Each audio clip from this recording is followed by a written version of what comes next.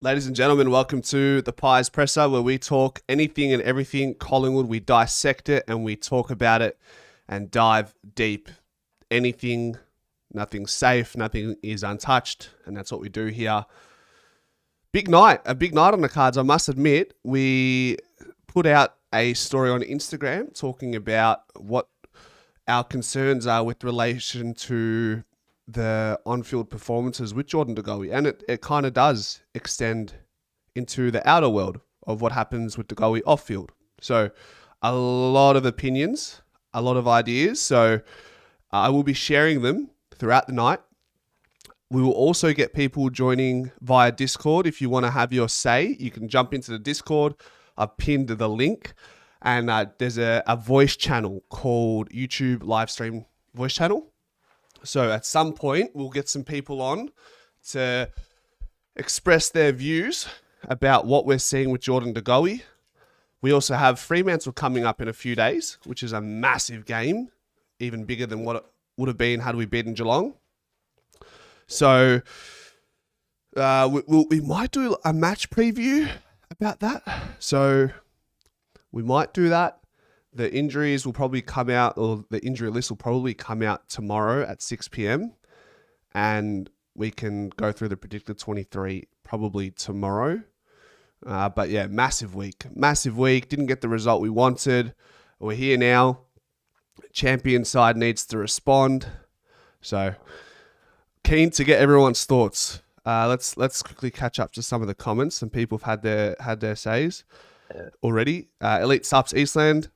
Geordie needs to turn it up. Steve-O says, look, champs, it's quite simple. If he doesn't have a serious injury, he needs to go on a running program for 3 to 4 weeks at least. Need to drop a little weight. He's too heavy. And Steve-O thinks he has osteitis pubis. Tony says, JDG is carrying an injury.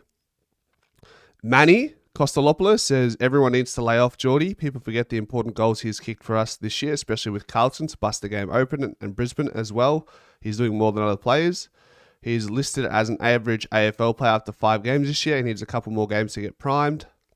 Luke says there should be more focus on others, such as Bobby Hill, Bo McCreary, and Patrick Lipinski. We'll get into that. Manny says, exactly, Luke. Metro Boy says, my idea. And Peter says, chain him to the Gold Coast. NX Telia says, did you hear anything about the Willie Rioli and Bailey Dale thing? Insane. The only thing I got out of that is Willie Rioli is a fucking flog. That's what he is. He's a flog. Peter, chain him to the post with a 10-meter chain. Brendan says, hi, Ant. Hope all is well. Mate, I hope you're well. Great to have you here. A lot of input. Is Jordan De Goey getting dropped? Says Dylan. Luke, g'day. Ben says, when you did the voice chat on Discord, I was talking, but obviously you couldn't hear it, so I'm not sure how it works. We'll figure it out, Benny. If you want to jump on tonight at some point, we can try and figure it out. I may have not unmuted you. Maybe you muted yourself. It has to be one of the two. Patrick says, what a shame that Collingwood has just released their Doug Nicholls round Guernsey and turned the comments off the post. Just a shit example of the world we live in if we have to do that. T. Miller says, given we've rested 4 to 5 players from the VFL, we may see several players being rested. Brendan thinks JDG needs a rest. Stephanos says, what's up? Anthony says, Chris Talbot says, hey, Anthony, I hope you're feeling better. I'm feeling much better. I was well off Saturday. Thing is, it's weird when I'm sick. I just do more. I still do what I'm supposed to do, maybe more than I should. Like, I'll go to the gym. I played my soccer match, and then we had the game. Then we had the post game show. Then was Sunday busy? Sunday was yesterday, right? Sunday was a bit of a chiller, wasn't it? Andrea says, I reckon Bo needs to lay off his missus and his car and worry about footy. We'll get into it. Don't worry. We'll get into it. Apparently, Maynard had scans on his foot, the same one that was giving him issues in the preseason. Where was that? Is it NXTX Leah? I'm going to call you Leah for convenience. Where did you see that, Leah? Was that on Twitter by any chance? See if there's anything there.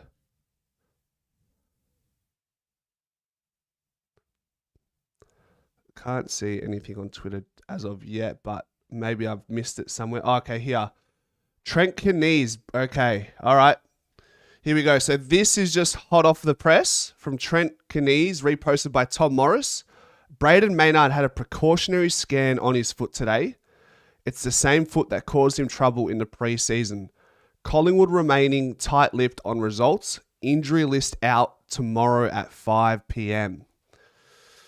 Well, that's thrown a spanner in the works, hasn't it? And that's going to open the door potentially for some VFL players who have been rested. That's something we'll discuss as the injury list comes out tomorrow when we do our predicted 23 as well. It's a shame.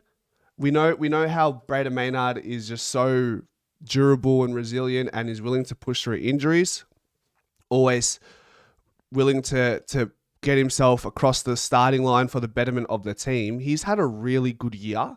Obviously, he's in the contract year, so there's certainly an element there that pushes you to be greater than maybe what you have been in recent times. Braden's always been a walk-in starter for the Pies and is always at the very least defensively sound. This year he's lifted his game back to the years of, I'd say, 2021, 2022 to a certain extent. You've got what's he averaging? 15 touches a game. How many goals? He's kicked 4 or 5 goals from half back. He's kicked 4 goals. The most he's kicked in his career is 6, way back when in 2017, and that's over the course of a whole year. So he could certainly break that. In 8 games, he's kicked 4, so it's half a goal a game. He hasn't missed. He's 100% accurate when he has a shot on target. His tackling pressure is always there. Spoils. People in the chat are suggesting TJ and Oleg Markov could be the players we look at to alleviate and reprieve Braden Maynard travelling to Perth. TJ and Oleg Markov were both rested for the VFL, so I mean it's pretty easy to read into that. There are going to be at least 2 changes going into the game against Fremantle, and with this news coming out, that precautionary scans is always two interesting words to piece together in the same sentence. I remember last year Darcy Moore went in for scans during the bye week, I believe. It may have been after the Melbourne Demons Kings birthday clash. And he never seemed quite right. The fact that Braden Maynard is battling through his foot injury and still performing to the level that he is, it's just a testament to the man. It just brings us back to the conversation, guys. Like, do we need to just pay up? Do we need to give this man 800, 900K at 5-6 years? I think we've currently got 4 on the table. I think North are offering him 5 for the price that he wants.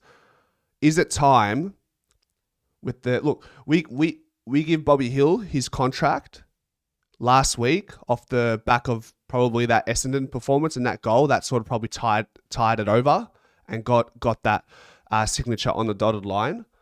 You'd think with the way Brazzy's performing right now in his contract year, surely you would suggest it might be time to put his pen to paper and just sort that out. The man just bleeds black and white. And if he keeps trending in the direction of the way he's performing this year, I'd be very surprised if Collingwood don't end up offering what he probably deserves. He's just always looked solid for us this year. Just don't like the sound of a precautionary scan on his foot. I'm not at training, unfortunately, so I don't get to see how often he's attending, how much he's participating, how he's managing through it. There's been quite a number of interstate trips recently, so there's not a lot of footage on it. But the no-brainer to me at this point, it seems like, well, with Jeremy Howe being managed, maybe now is a great chance for Brazzy to give Fremantle a miss, as important as he is, and as much as it pains me to say that. I think we need old mate Brazzy to take a rest, have him right for the rest of the year. You don't want him to be hampered like he was all last year. We don't find out till post-season. I think if there's any way we can give his foot a chance to recover, I think now is the time, because you go from playing on Saturday, you take this week off, and then you don't play again till next Saturday. So it's effectively a 14-day break. And then from there, we wouldn't be too far away from the bye. I'll just check the fixture. So, look, we know the coaching team are being very meticulous with the way the fixture is being set up, like the way we are managing players and selecting players, time on ground. All these factors have been carefully considered by the coaching team to ensure that we keep the players out there when we need them the most. Just looking, let's go Collingwood fixture. Okay, so he's played every game to date. He'll miss Fremantle is my gut feel. He could come back for Adelaide. Yeah.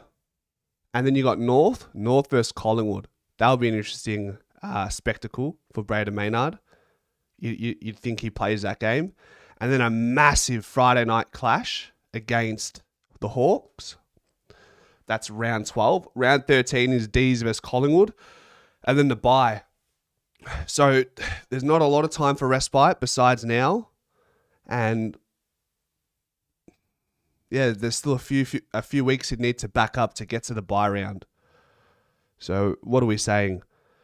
Brett Stav says, only caveat to this is that you don't flirt with form. We don't want to see too many changes to mess with the team chemistry. And that's right. Like Braden Maynard, arguably our form defender this year. Do you want to mess with that? But then how do you know, like, what percent is he playing at the moment? His performance suggests he's playing 100%, but he's probably operating at 70, 80, right? What else are we saying in the chat about Braden Maynard?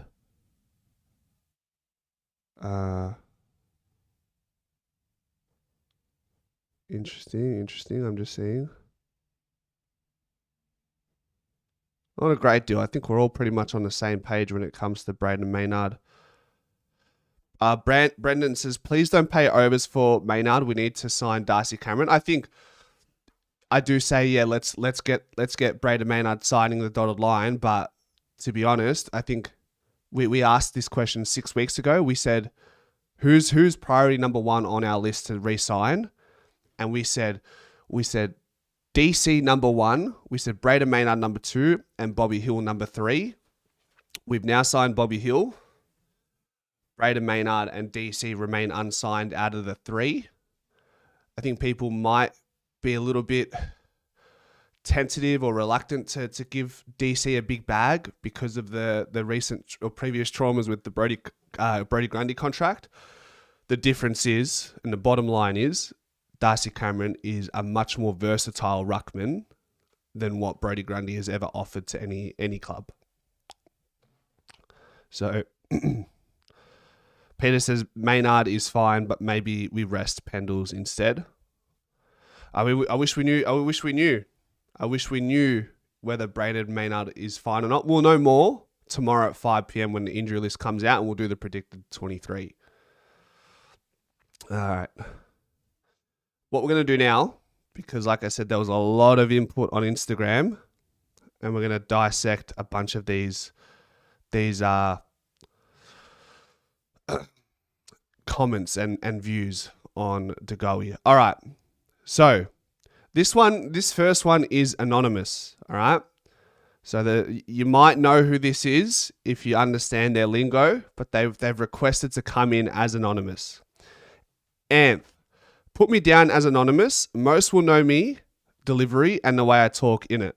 But anyway, here it goes. Regarding JDG, we should have traded him when we had the chance to North or the Aints when he had currency.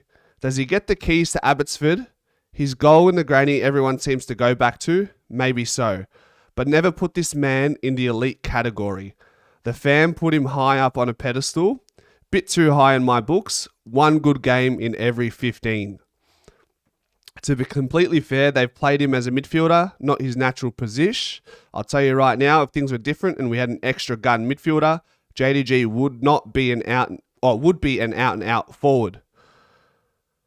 He does his best fucking work up forward. I won't hear otherwise. This bloke hasn't torn apart a match in God knows how long. I guarantee if you left that bloke up forward for a game, though, he'll be netting 5+ weekly. Fortunately for us, we have a surplus of top forwards. JDG is unfit and barely in the best 23 at the minute. Still a required player, no doubt. But if he's going to remain a midfielder at this club, he's got to give me more. What shits me is the fam go after you for any JDG slander. My man hasn't lifted a digit since I can remember. He's got me blocked on Insta because he couldn't handle a bit of light criticism a couple years ago. So nah, shut up viewers. I don't give a continental. Love yours, Anonymous. A lot to unpack there, hey?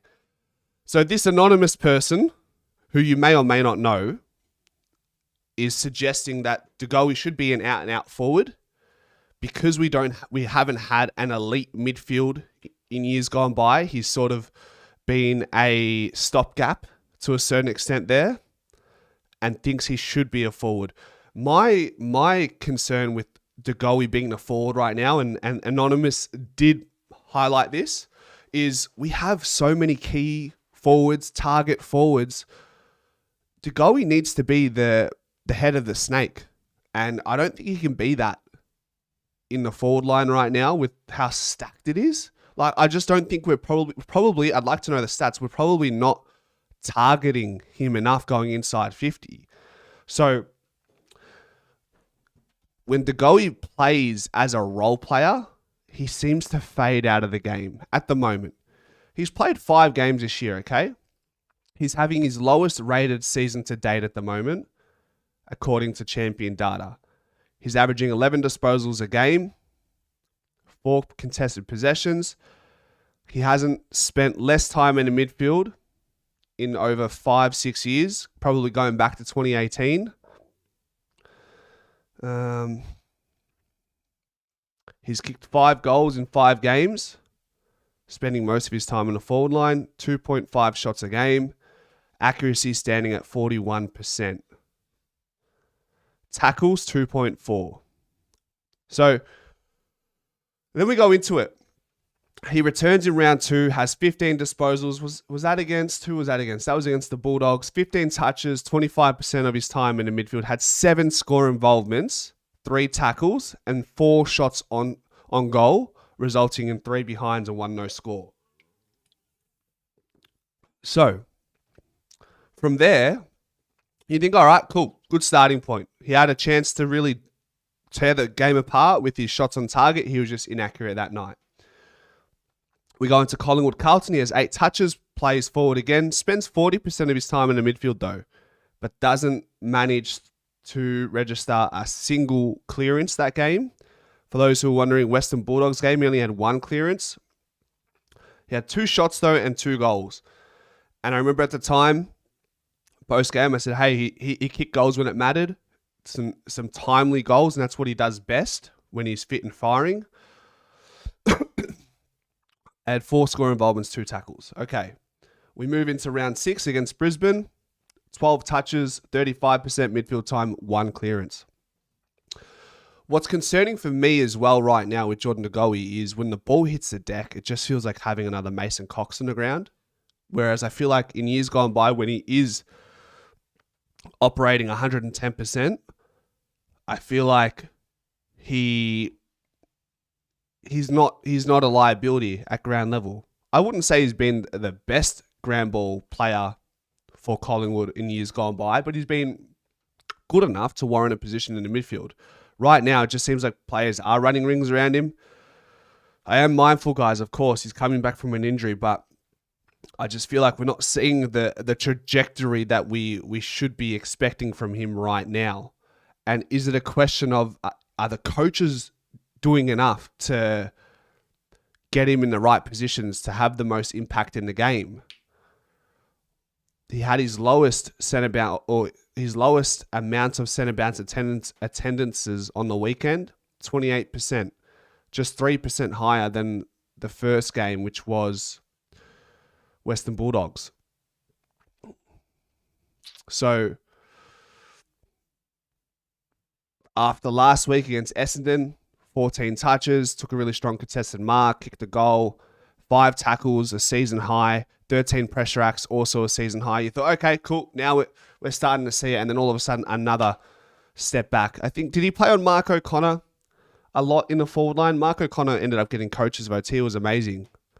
And I think he would have spent a bit of time on Goey, if I'm not mistaken, guys. 9 touches, 3 kicks against Geelong. It just seemed like it was the type of game that you just needed a Jordan De Goey to fight fire with fire and do what Dangerfield did. 57 meters gained for the whole game against Geelong. We're not at panic stations, but we're looking ahead in time and hoping this can improve, because we need Jordan De Goey to be that guy. He's still got to be that guy. The midfield makeup is interesting right now. We're still Sidebottom thriving, Ned Long thriving. That's a lot of midfield time that's being occupied by other players now who are doing very well in that position. De Goey's midfield time, injured or not, is taking a hit because of that. For sure. So then you ask, okay, so what can the coaches do there? How do they get him more involved? If Ned Long and Sidebottom are absolutely killing it in the midfield, how do you make room for De Goey? I know that sounds crazy, but how do you make room for De Goey? Anonymous said he's an out-and-out forward. How do you make De Goey the go-to guy in the forward line where Brody Myercheck collects 8 coaches' votes against Geelong? He's kicked, nearly 15 goals already this year. Membry is having a say. Jamie Elliott kicked 5 against Essendon. It feels like De Goey's a bit of a decoy at the moment. What's he going to be? Ben Zero, thanks for the $5 donation. Around buy time, give him a 4 to 5 week block to train like a beast and get his power back, then build his game time looking to hit his peak round 18 into finals. Look, I think we all know in an ideal world we get De Goey right for the final series, but it can't go on like this. Come on, this is just, his confidence must be down as well. He has to be down on confidence, injured or not. This is not good for him. So that's why you can't sit on your hands. With what we're seeing with De Goey right now, you can't sit on your hands. I'm looking forward to Fly's presser. He's been pretty transparent this year. I'd like to know what he thinks about De Goey right now. Obviously, he'll protect him, and I completely respect that. But I want to know, is someone going to ask him, does he feel like he's down on confidence? Is De Goey frustrated? I feel like De Goey would be incredibly frustrated right now. And there's a few levers we can pull. So we'll go into more of the say that we've seen on Instagram. So regards to that training block, Ben, there was someone who mentioned, where is it? A lot of people, by the way, said 4 to 6 weeks rest, training blocks as father, the chosen one. Jack Darcy says midweek to Bali for some R&R if you saw. Debro Stav says rest him and give a full preseason block 5 to 6 weeks. Get him primed for finals end of year. S. Sutsoglu says let him catch up on a preseason for a month out. There's a lot. And then the one that stuck out to me, which was just more interesting or fascinating, was Jake Robertson 19 says mini preseason, very similar to Dane Swan in 2011. So for those who remember, Dane Swan in 2011 went to Arizona mid-season or somewhere around that time and felt like he was a little bit underdone and came back, and I'm pretty sure that was his Brownlow year, no? He broke a record for Brownlow votes. So there's a lot of conversation about training blocks. Benny Parsons said, do what they've done with Dangerfield and put him in the forward line, which they've already done that.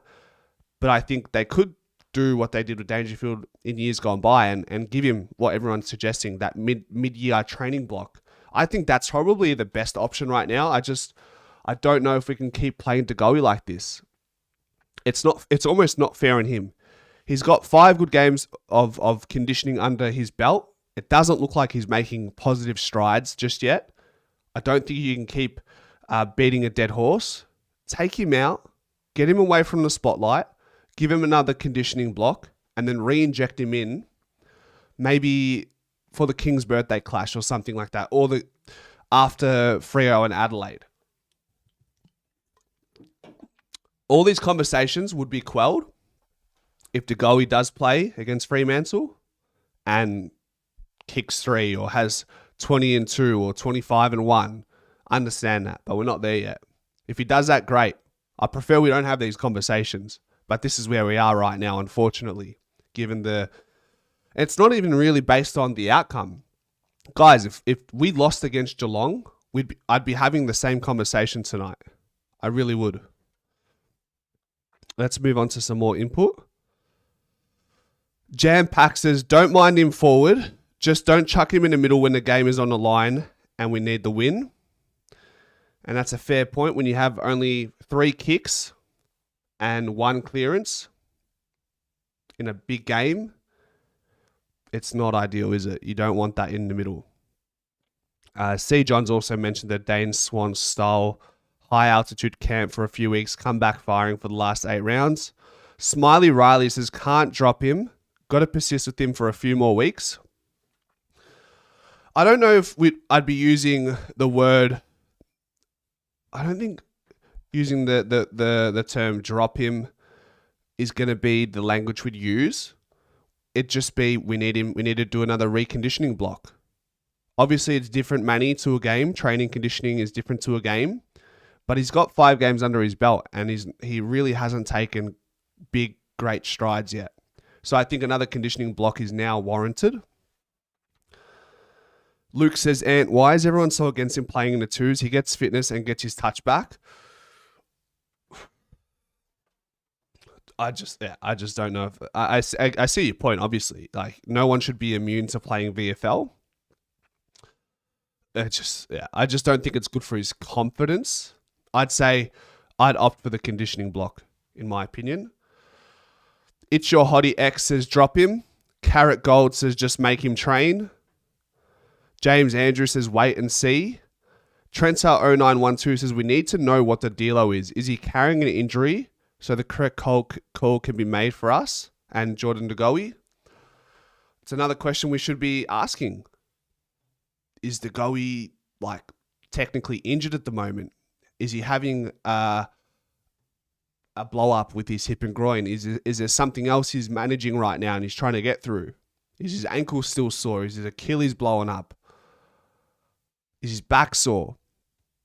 Is he overweight? Some people think he's too heavy. I think he's always sort of been that type of size, so that's fine. Andreas from the Black and White United, who I think is in a stream now, says need to keep playing him. He's not going to get match fit when he's not playing. Again, I think we've already addressed that, but like I said, 5 games at AFL level. I mean, if you're not finding the footy and having an impact, you're probably not building up the fitness you need either way. So you may as well do that in a training block. Or, like Luke says, maybe play him in the VFL. Maybe. Chris Cassette says give him a 3-week block of training. A. Brown says fitness plan, less leniency. If effort isn't there, don't pick him. Play him forward only, brackets no midfield time. So he's played a lot of forward, but he certainly hasn't played 0% midfield.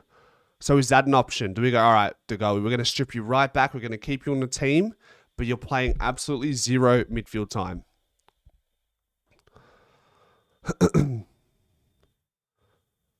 Yeah, so Charlie says, Charlie Zyback says stick him at full forward. Chris 6195 says trust the coaching staff that got us this far to make the right call. I think that something has to be said. Something has to move. Something has to change. Julian Capito says needs a big bloke in the 2s. Bloke has no confidence, nor is he fit to perform. And it's funny because like Fly's been saying, if you're not fit to play, you're not fit to perform. I said a couple of weeks ago, Jordan De Goey is the exception to being fit to perform. I thought he would play himself into form and performance. That hasn't happened yet. And I don't know how much more patient we can be with him at AFL level right now. And it must be hurting. It must be hurting his confidence. Has to. Like this is not Jordan De Goey.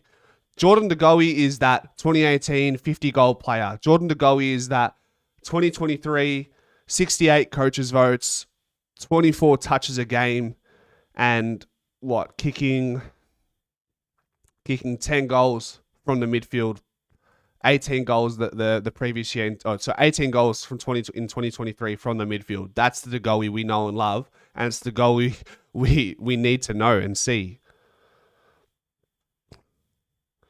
Rangatank 93 says shape up or ship out, in my opinion.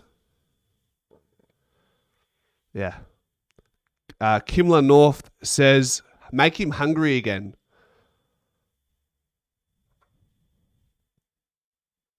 Make him hungry again. It's a good one. Is his willingness, like, does he have the desire right now? I don't know. We can't answer that. I think as long as he's playing for the black and white, I'd like to think that his hunger is there. Philip FC says play him in the VFL for a few weeks like Nathan Brown suggested. Kimla North again says find out why he's not interested out there. No matter what position, no impact from him. Sometimes he does look a bit lazy and unbothered, and when he's out there, I just think that's the Goey's sort of demeanor. I know it's not a good look, but that's just who he is, I think, and can be a little bit of an illusion, especially if he's not performing, like if he's not playing to his level. H. Dimmitt finally says keep playing him, still important and coming. And the best thing to come out of this, guys, this Thursday, if he plays, is he just sticks up the two middle fingers and says, "Get fucked. I'm still him." That would be the best outcome. We all want that, don't we?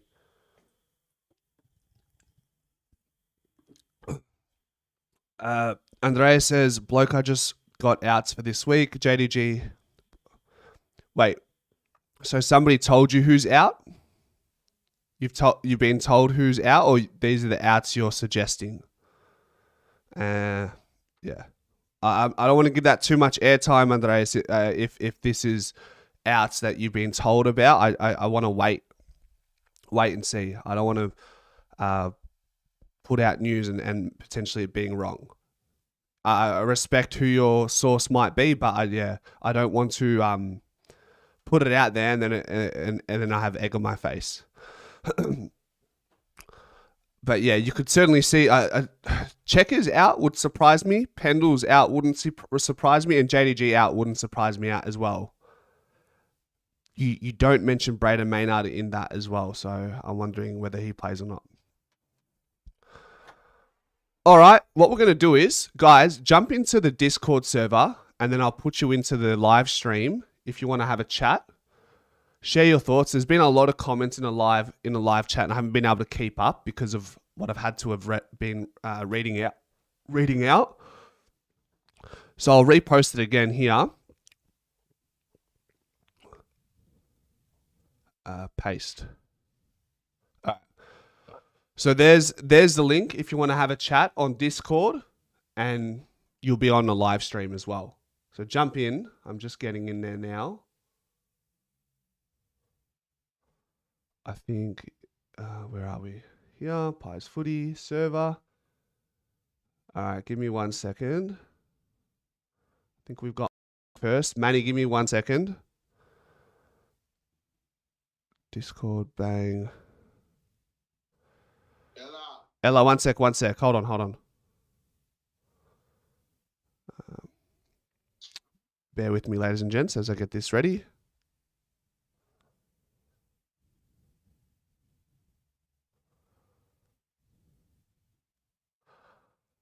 Okay, that should work. All right. So Manny's first up. Yeah. Ella, Manny. Ella. Oh. Ella, can you hear me? Yeah, guys, can you just advise if you can hear me and Manny clearly, and then we can get going?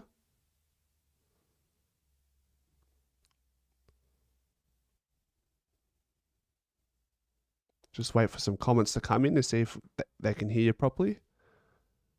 Ella, I'll talk. Can you hear me? I'm talking now. Yeah. Hold on. I can probably check my one. All good. All right, Ella, Manny, talk to me. I know you've got a lot to say about your boyfriend, Jordan De Goey.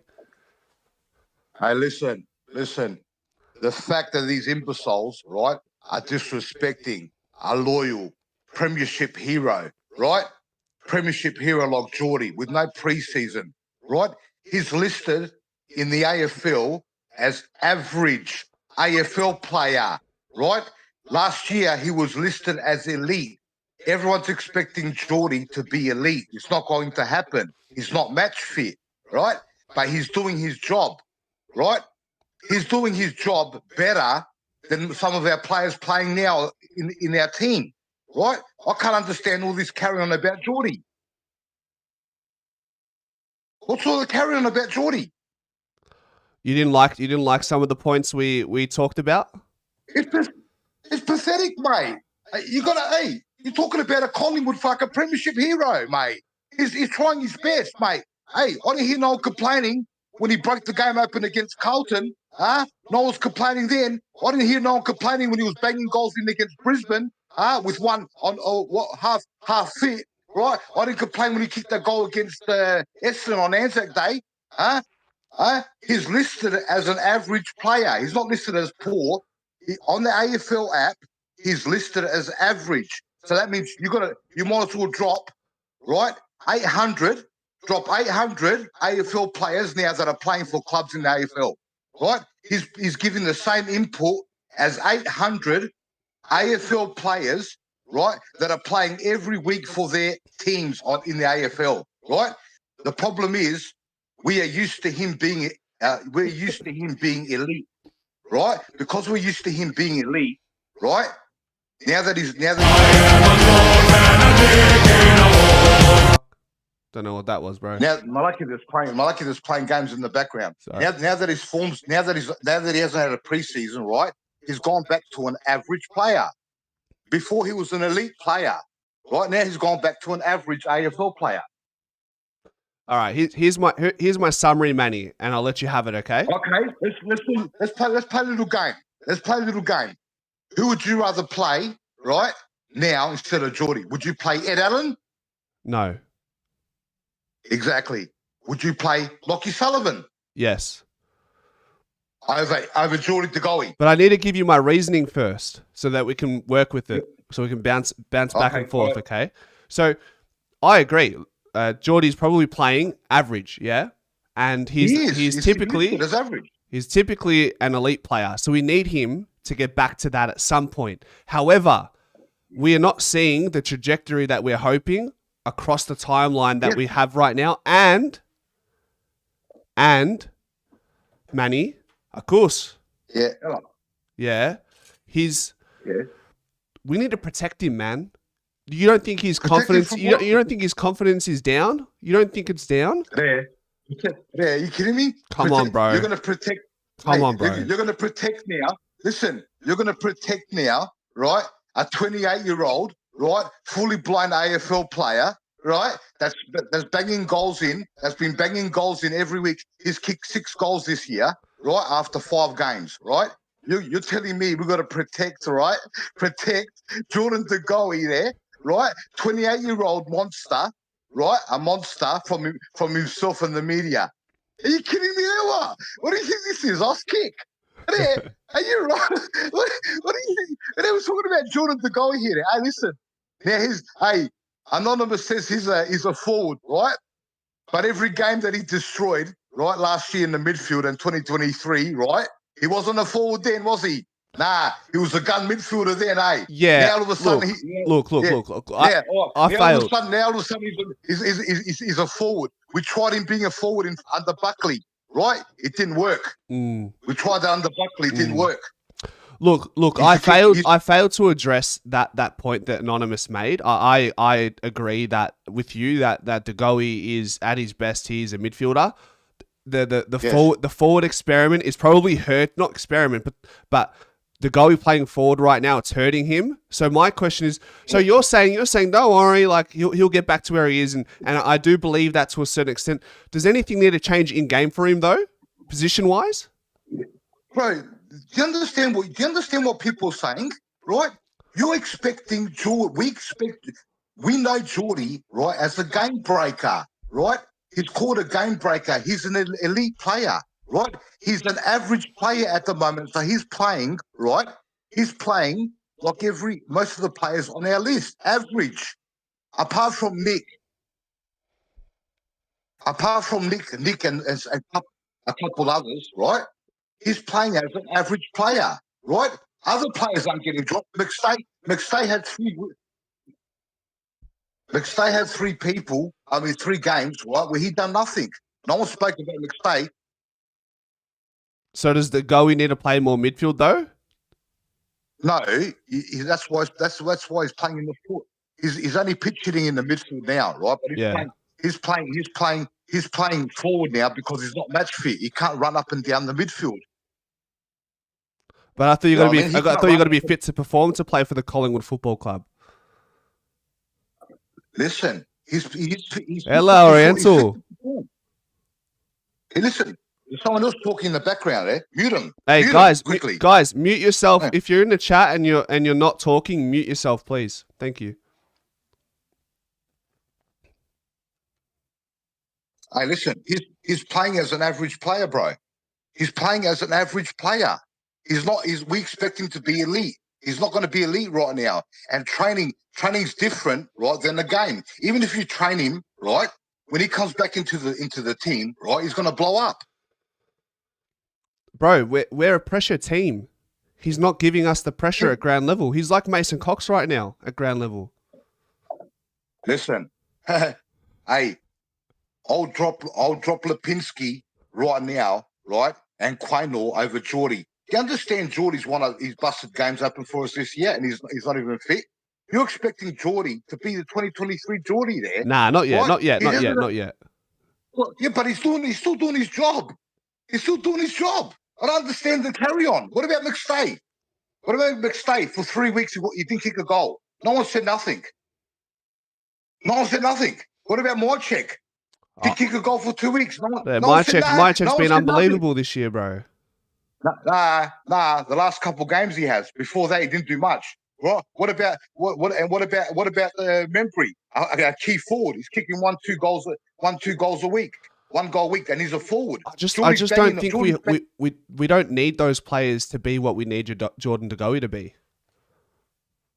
So what are you going to do now? So you're going to drop an average Jordan De Goey. Not drop. Manage him.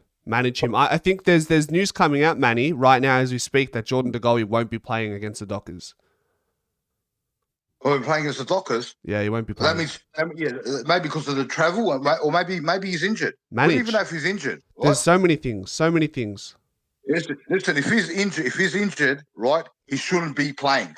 Full stop. Right, he shouldn't be playing full stop. But if he's playing as an average player, right, he should be playing because most of our other teams playing average, right. But if he's poor, right, then he should be getting dropped, or they won't play him in the VFL. They're not gonna disrespect him in the VFL. Yeah, this is Collingwood football. All this talk about putting Jordan in the VFL is ridiculous. But you got to say, hey mate, I'm talking right out of respect, right? You don't treat your premiership heroes right with this kind of disdain. It's fucking very poor, mate. Very poor, right? I don't care whether he's performing or he's below his expectations, right? He's still trying his hardest for the team, right? How do you expect Geordie to kick goals on the weekend when the ball's getting bombed in?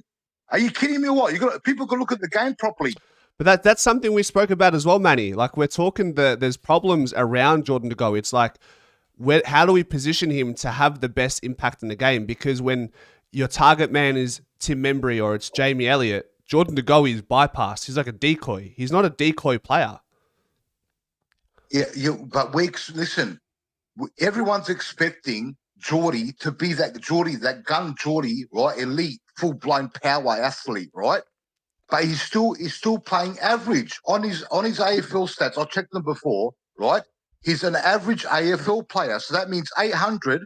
That means 800 AFL players should be dropped this week, right? Because they're playing at an average input, right? There's only 10, 20 elite players in the AFL. Yeah. The rest are all average. I think your angle is you're disappointed with people suggesting he should be dropped and play VFL, right? No. He's That's what's riling you up, I'm yeah? just saying he's doing his job. I'm saying he's doing his job. What are you going to drop him for? Because he's getting managed he's now. not kicking 5 goals a week. He's getting managed now, so I reckon he's going to have a little conditioning block now. Oh, they might manage him for 2 weeks. Anyways, Yeah. People have to respect, right, your premiership players, right? What he done for us in 2023, mate, right? He shouldn't be spoken about like this, right?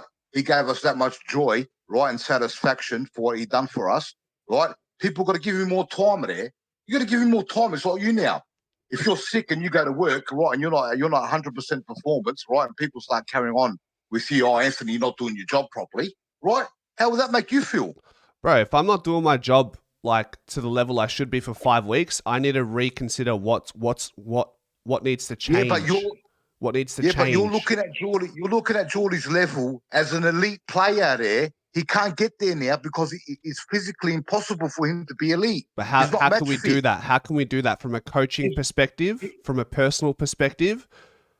What you can do is let him keep playing games, right? As long as he's not totally shithouse, like 1-2 possessions, right? Yeah. But he's still banging goals through there. He's still kicking goals. Yeah. He's still doing his job.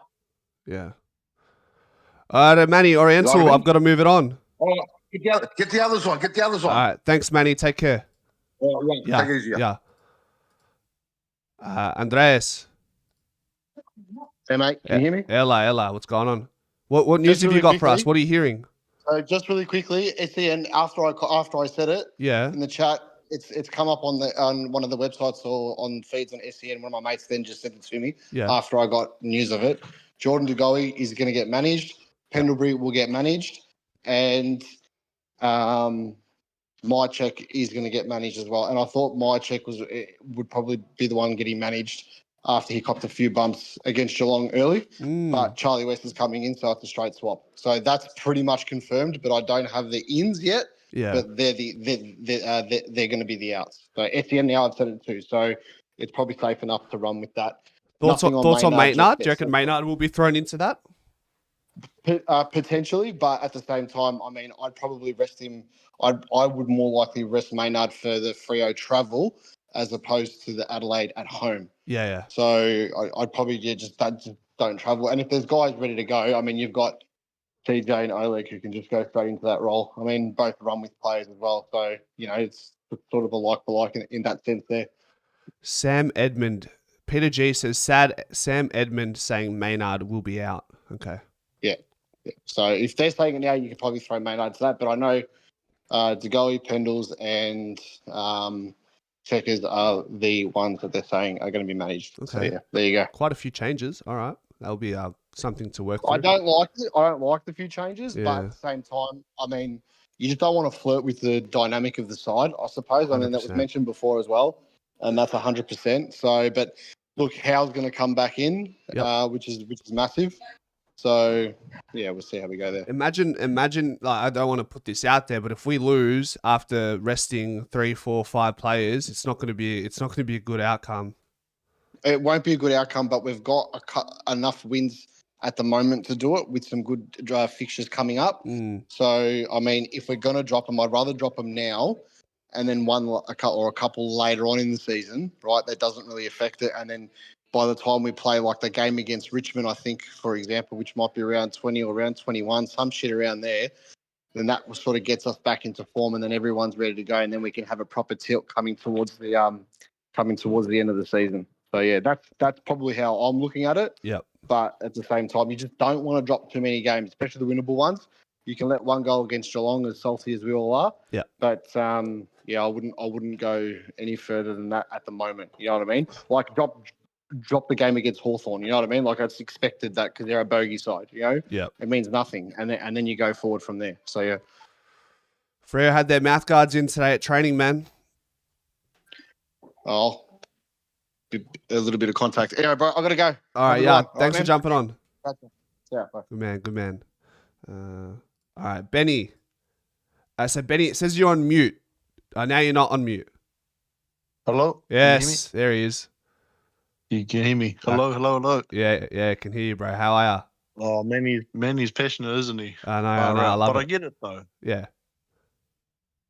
I was looking at the Goey stats before, So like everything, like key stats, everything is average.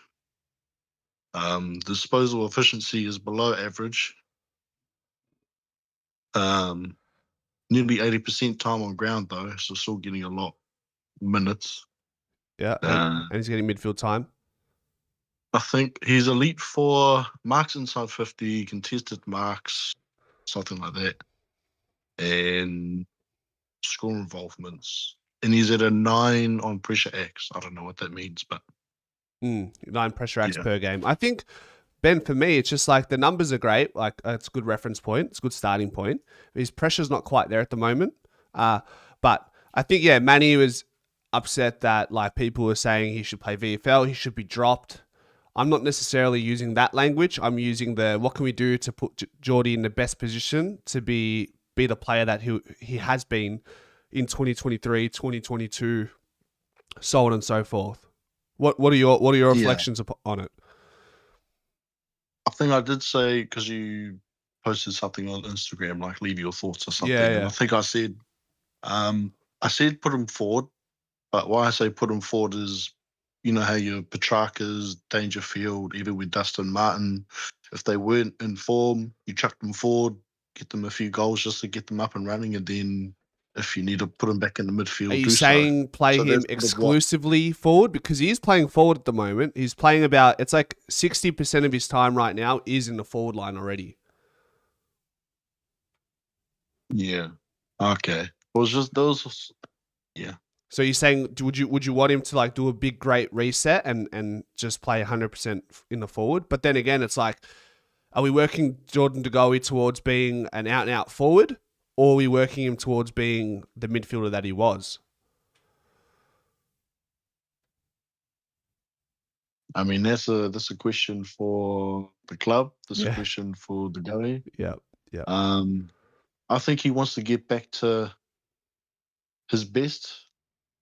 But like from what I saw on Saturday, like Bailey Smith had him on a like fire out. Like he just couldn't keep up with him.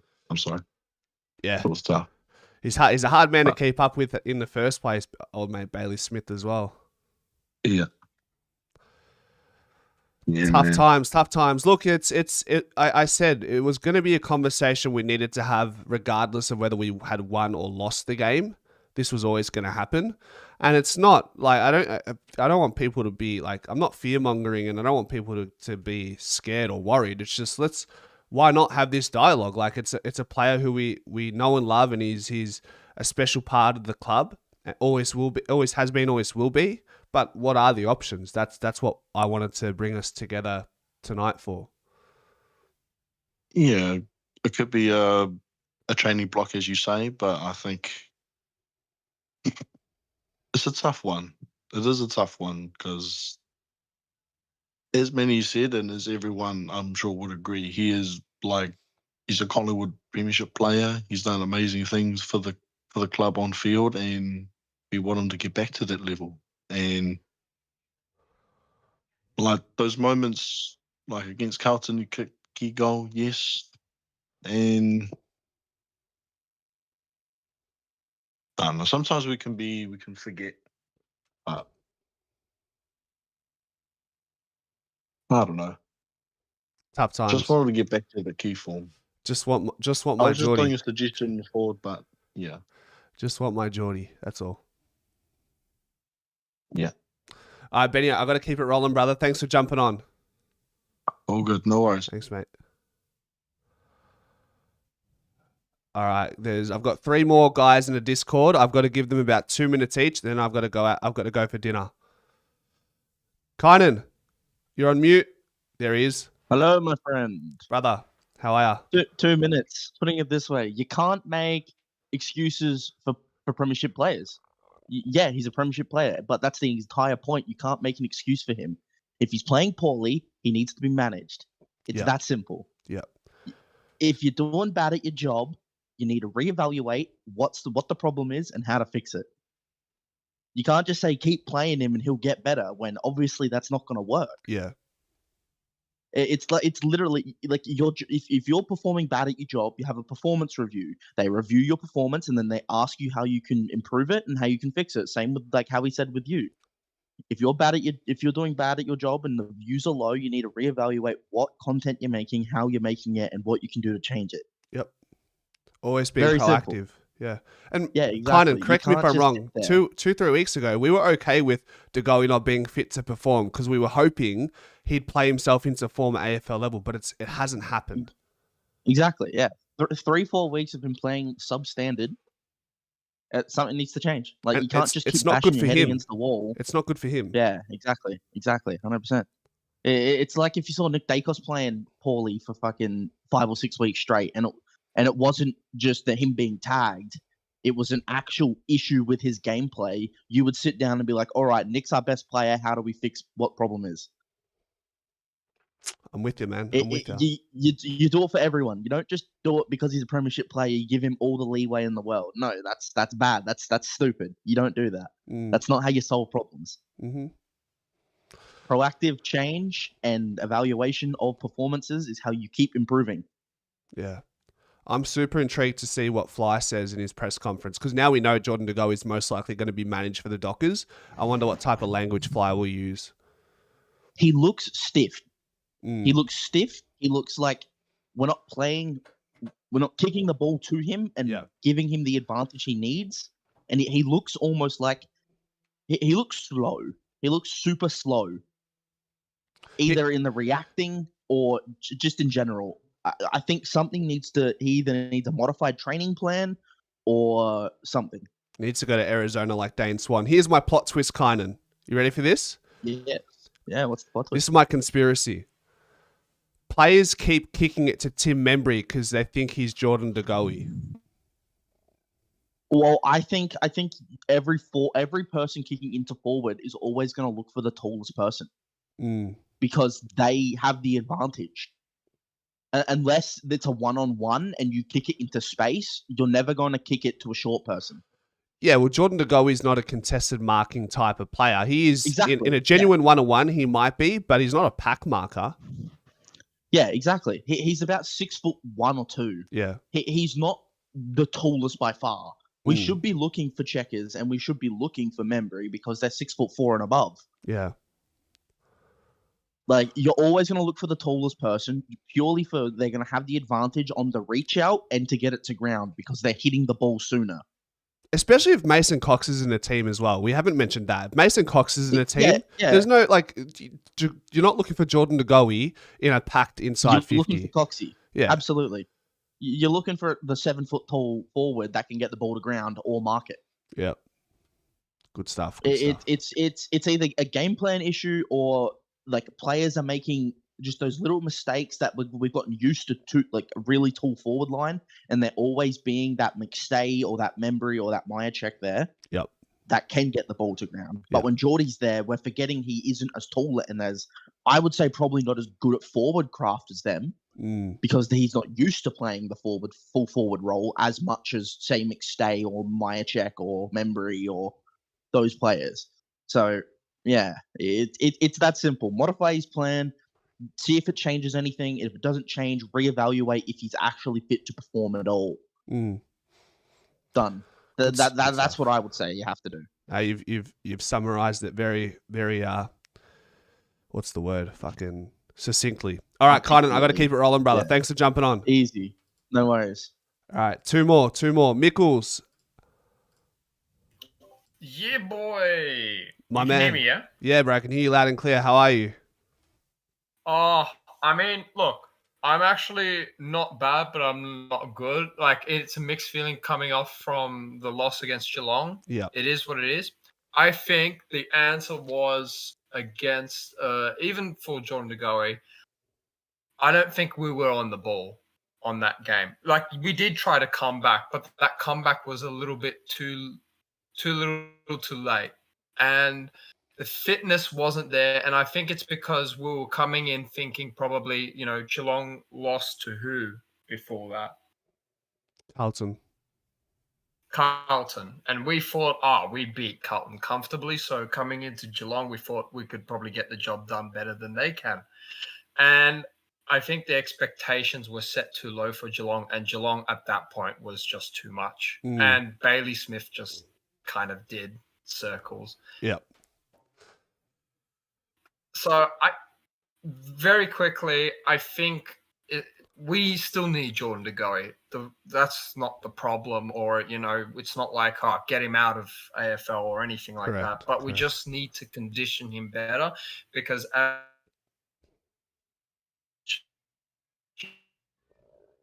his reactions time, you could see it in the game against Geelong, was slow. He's been amazing and elite, I'll be honest, against like Brisbane. He's even kicked in one of the games 2 goals. He's been actually, I would say, one of our elite players. But we dropped the ball as a team against Geelong. That's all it was. Yep. We came in thinking we'll be fine, but we weren't. And I think because we were too comfortable with that, coming in 6 wins in a row, we thought we could get the job done. We did. It's not just Jordan to go. It's not. We have a much higher standard for him. It's a team. Yeah, we have a much higher standard for him compared to maybe a McCreary, a Lipinski, a Bobby Hill. I understand that conversation that people are approaching with. It's just we need Goey to be the man that he has been in the past. And to do so, I think he needs to just be conditioned, because in this game, you could see, again, he wasn't reacting fast enough. He wasn't running fast enough.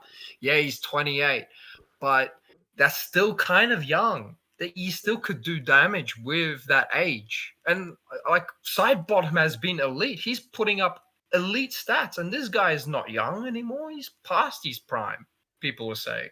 And all of a sudden, this guy's beating his prime. Like, We'll get him back. Better conditioning. We'll get him back. Don't worry. We'll get him back. Yeah, get him back. All right, Mickles. I appreciate it, brother. All right. Take care. All right, Boomer. Hey, how are you, mate? I was getting Mick cutting out a bit. Was that me or was that Mick then? Nah, Mick was a bit laggy. It was a bit choppy. Okay. Look, I think the thing we had there was missing Jeremy Howe. We gave them a good 15-minute head start in the Geelong game. And they kicked 3-1 to us kicking 1 point, I think. So you're going to give a team like Geelong 3 goals head start. You've got to catch back.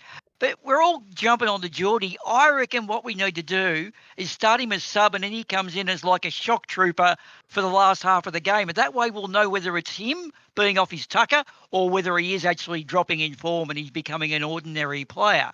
And that way, as a shock trooper, we'll know if he's good, he can come in and win the game for 10 minutes. And he'll be at his best. And he's going to be insulted starting the sub. Well, dude, you're not going to start the sub if you pick up your 20. But I think Jeremy Howe would have organised us earlier in the game. Moore's a great strategic captain, but he's not a good tactical captain. And I reckon Jeremy Howe would have had the defence organised earlier in the first quarter. Boomer.